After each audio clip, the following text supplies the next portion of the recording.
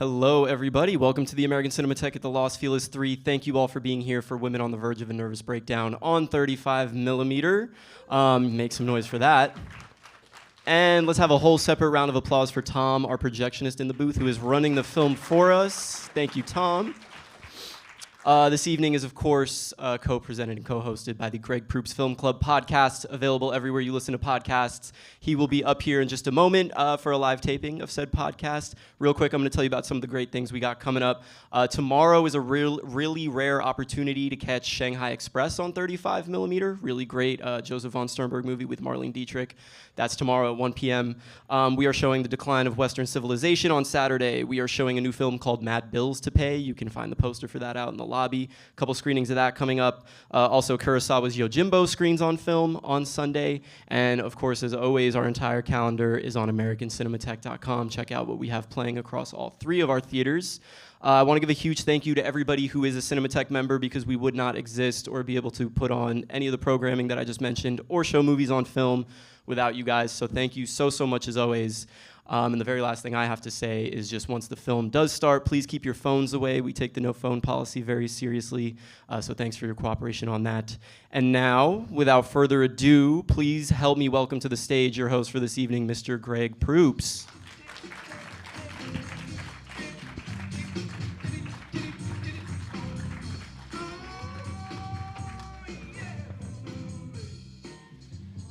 Hooray, hurrah! Once again, the Greg Proops Film Club convenes here at the Los Feliz 3 under the auspices of the American Cinematheque. Good evening, cinephiles, cineasts, and Proops Castilians. Tonight, we join cinematic hands and reach out to feel all of the love in the universe for a picture from 1988 by the fabulous Almodovar called Women on the Verge of a Nervous Breakdown. And I thank you guys for coming out tonight. We're sold out tonight, and I really appreciate that. Jennifer, my wife, programs all of the films here. Not all of the films at the Cinematheque, but all of the films at the Greg Proops Film Club. And if you don't mind, I'm going to get myself a little drink here. I'm going to open up the globe. And by the way, tonight's film is from here. Just to orient you on the globe where Spain is. We're very excited about tonight's movie because it's fantastically funny and also the perfect length for a motion picture, 98 minutes long. Yeah, so I'm not saying that Peter Jackson's an asshole. I'm just saying that anything over 98 minutes really better have a lot of stuff happen in it for me to want to continue to watch it. At that point, I think if you can't do a comedy in 98 minutes, you can't do anything.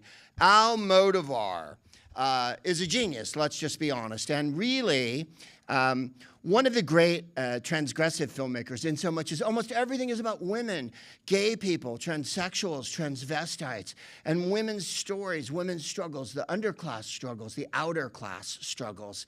And there's very few filmmakers that have devoted an entire career to that. And this, I think, is... this is the picture that broke him open, of course, internationally. It didn't win an Oscar because, but it was the picture that made him so famous internationally that he was able to venture on after this. And it's also one of the pictures with Carmen Mora. And Carmen Mora, for those of you who are not familiar with her, is a Spanish actress. She's in, I think, about 7 Almodovar pictures, and she is fantastic as the lead in this. Well, let's talk about women a little bit here, for one thing. In the last couple of years of performing on the road, the nicest things that women have said to me was a woman in Portland, Oregon, came up to me and said, "I really thought you were funny because you weren't a misogynist piece of shit." And thank you. That is funny and very true. I had an eye doctor years ago. I had a terrible eye operation. I'm not begging for sympathy. It's just that I don't see very well. In fact, you guys look so super sexy. Because I have glaucoma and I've had an eye operation, everyone is in a very, very soft sort of 70s lesbian vampire movie kind of to me all the time. So there's no hard edges on your faces and your hair has luster sheen. You look fantastic for where I'm sitting. if you ever lose part of your vision, that is the upside of it. Everything is, yeah, it's very, very much like a late 70s vampire film. And when I was having the stitches taken out of my eye, yeah, you heard me, she put my head in a clamp. And, you know, a lot of people, particularly studio heads, would pay a fortune to have a woman put their head in a clamp and have stitches removed from their eye very slowly. And I'm sure David Zaslav will spend part of the money that he's taken from all of us to do just that when his job of ruining show business is over. And as she was taking the stitches out of my eye, I didn't squirm and I didn't fuss. And when she was done, she went, "You did good. You took it like a woman." And I was very, very proud of that. And another woman said to me, the reason I enjoyed you is you look good and you smelled good. And that's my tip to the fellas out there. I know this is Los Feliz, and there's still a lot of that trucker cap hangover thing going on. And a lot of the men here don't choose hygiene at the top of their list of things to do in a day. But it really does behoove you to get your hair did. And thank you. And maybe put some cologne on. This is a comedy show, by the way. This isn't a lecture.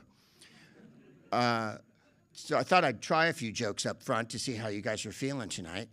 I know that this week has been super brutal, and that, in fact, the first 4 months of this year have been like, oh, I don't know, 125 years in Nazi dog years. I don't know how you measure in fascist Rottweiler years. We're 1,000 years old because that's what's going on. So that's why we're here, to yuck it up and eat some popcorn and some Raisinets. Yes, I got Raisinets. And yes, they are the noisiest goddamn candy you could possibly have in the movie theater. Every time I get them, my wife Jennifer is like, really? Because I'll be like, shh, shh, shh. And then you're like, because everyone looks at you and shit. Popcorn is a lot less noisy, but I can't always, you know, I can't eat it before the. In any case, we've had a brutal week here, and I just want to invite you all to, as well as watching this picture tonight, understand that us getting together is as much an act of rebellion and joy as anything else you can do.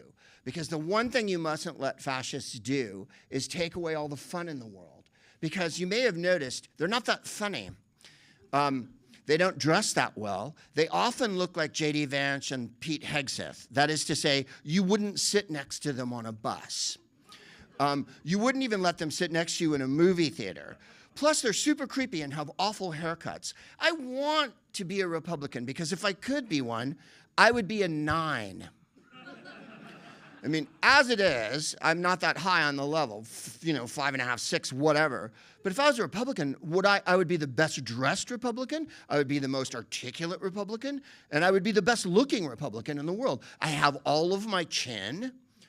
I can make a compound sentence. I haven't yet, but wait. Yeah, hold on to your hats. And I mean, they're supposed to be Christian and stuff, and yet no one defies Christianity more than they do. I mean, again, I would be Christian were I given the opportunity, but where do they get their fucking clothes? I mean, is there like a dollar, St. Peter dollar store or whatever that they go to where, like, I want to look so awful that you can't believe it? Now, mind you, I have joy in my heart. I do. I'm like Erica Kirk after her husband died. I feel elated. I want to set off fireworks and wear hot pants and French kiss J.D. Vance and then get on a couch with them or whatever and look for kielbasa, whatever they do at night. I want to do all those things. I want to pretend there's an assassination attempt every few months to make sure people know that white people should be scared. That was where I never get it. It's like this whole fantasy world that they've built where white people are supposed to be afraid. Like, I believe J.D. Vance said, he's the vice president, by the way. I know I talk about this, but I realize that he's so uncharismatic that he is literally like a bowl of chilled disinfectant. He has so little charisma, riz, as the kids would say. He has so little personality that there's millions of people in this country who haven't the slightest notion of who he is. And when he shows up, they're like, is that a Monchichi? What is it?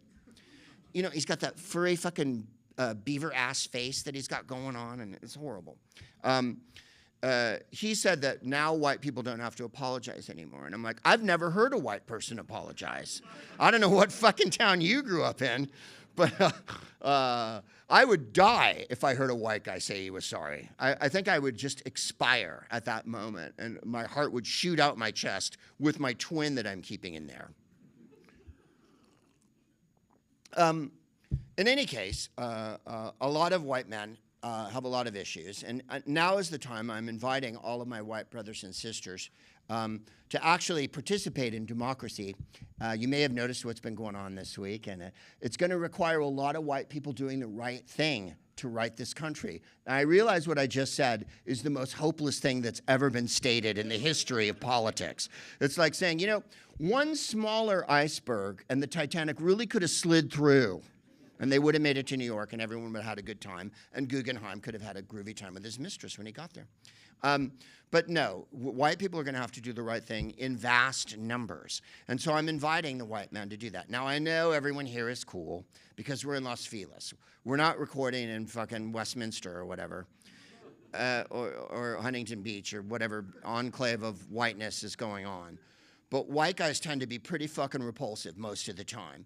And why, Greg? Well, because like when things happen, like say like a woman runs for president, which has happened twice in the last 10 years, white guys are like, my penis is it's shaped like a corkscrew now, and I feel like my mother put a clothespin on the, oh, I just said a clothespin. Here, let me use some other references that no one will understand. Basically, it boils down to, if a black woman gets something, white men's penises shrink incrementally. So really, I think they should change the MAGA thing on their hat to, when a black woman gets something, my penis shrinks incrementally. I know it's lengthy and unwieldy, but so is their whole belief system. So here we are, talking about Almodovar.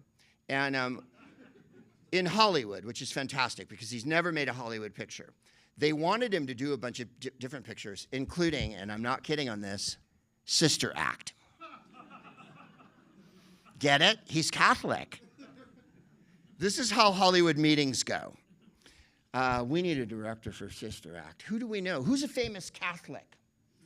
Who puts a lot of Catholicism in their movies? Well, Boone Wells dead, although no one would ever say that at a Hollywood meeting because no one knows who Boone Wells is. Because you have to understand, Hollywood is not a city. It's an idea held simultaneously by a million assholes. And so they offered him Sister Act, and he turned it down. And I wanted to read you a few quotes from Almodovar because I wanted to get, for you to understand where he's coming from artistically. I do not write strong women. I write real women. Real women are strong by default because life demands it. And this one I thought was beautiful, especially in this day and age where we're all being required to climb into a box and worry about, never mind that the world's gone to shit and we have a war and gas is $17 a gallon or whatever, and that people are being slaughtered ceaselessly. We can all breathe easily that there's no trans people using a bathroom in Minnesota. Identity is not fixed. It is a performance, a choice, a daily act of creation. My films celebrate the freedom to become whoever you need to be. And I love that one. And also, I've often said, if movies aren't better than life, then I don't want to live. Because there's nothing more exciting than escaping into a picture for a couple of hours, or 98 minutes to be precise. And Almodovar said, cinema can fill in the empty spaces of your life and your loneliness. And I don't think there's anything more profoundly true than that. One or two more here. Women are always powerful in my movies. They're always the strongest characters. Men are the ones who are fragile and afraid. You'll see that Antonio Banderas is this and plays kind of a nitwit in the movie. And he never does in Hollywood movies, but he always does in Almodovar movies, which I think says quite a lot about both of them. The women in my film survive everything. They survive betrayal, grief, violence, and absurdity. That is not fiction. That is Spain. That's amazing. Now, a woman named Elvira Lindo, who is a journalist in Spain, wrote a piece on Almodovar and on this picture. And I wanted to read you a couple of lines from it because it's important to understand the context of when this came out in 1988. Spain lived under a fascist regime for 50 years, from the 30s until the 70s. And Generalissimo Franco was the dictator of Spain. And they weren't allowed very little contact with the outside world.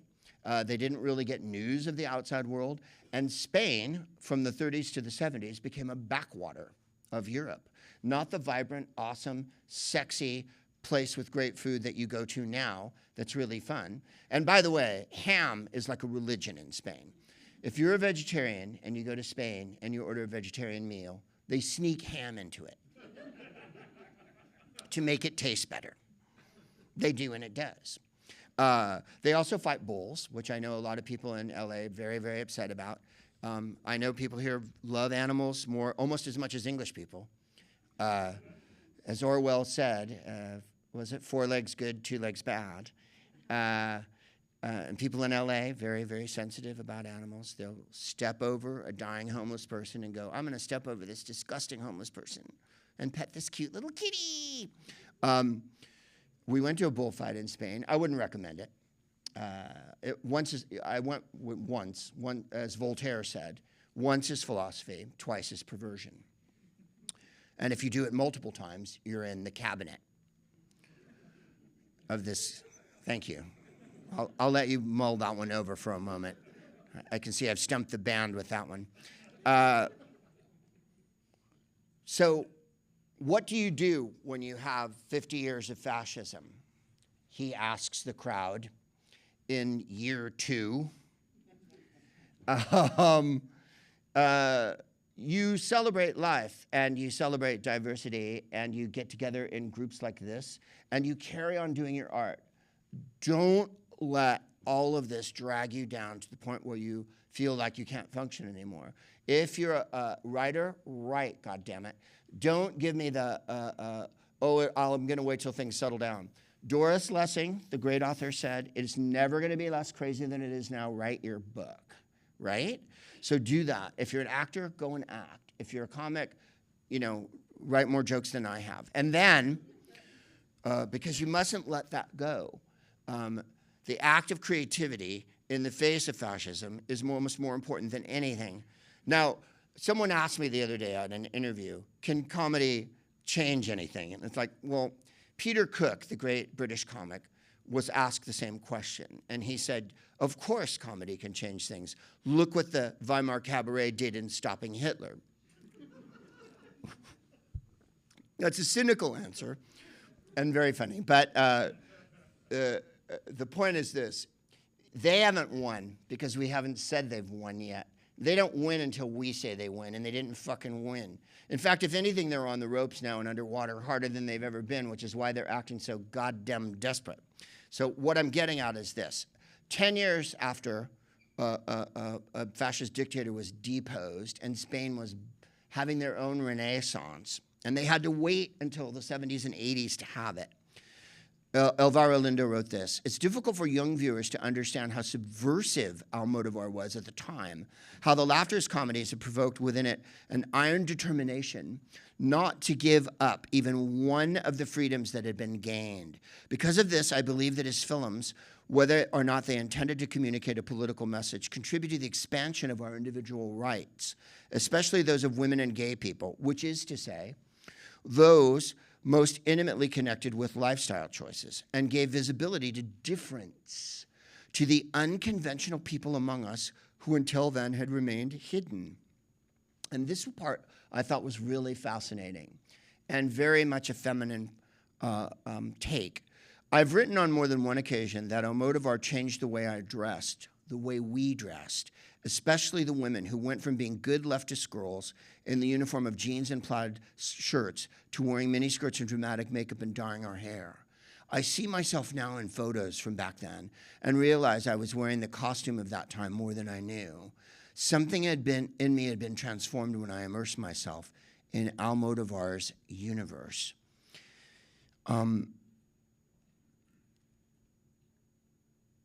Almodovar's work played in the recognition of individual liberties in Spain, which had barely been considered by the anti-Franco political parties immediately following the end of the regime. Which means we have to carry on creating, and we have to carry on supporting people who are creating. And that the one thing fascism fears the most is imagination and intellect. Because you may have noticed by shutting down, science and the arts, and what did they change it to, the Jamie Kennedy Center or whatever? That's where I'll be playing next year, New Year's Eve. I have tickets for Adam Carolla's going to be juggling possums or something on the evening at the Jamie Kennedy Center. They think by destroying culture they're going to destroy us, and they're not going to. They're not going to destroy culture, and they're not going to destroy us. We have banded together tonight in this first tiny step toward reclaiming everything by watching a film that was made just past the shadow of Franco's fascist regime, and proves that out of the filth and degradation that is a group of ugly, icky men can come something so colorful, so musical, and so beautiful as the diversity and rich pageant that is Almodovar films. This is a screwball comedy. If you've never seen one before, you'll note that the plot moves right along and that there's nothing but coincidences driving everything. So if you're a screenwriter here and you're worried about how your Act 5 should go, fuck that shit. Jump in and do what you're going to do. And so, tonight, I give you, by Pedro Almodovar from 1988, starring Carmen Mora and Antonio Banderas, Women on the Verge of a Nervous Breakdown.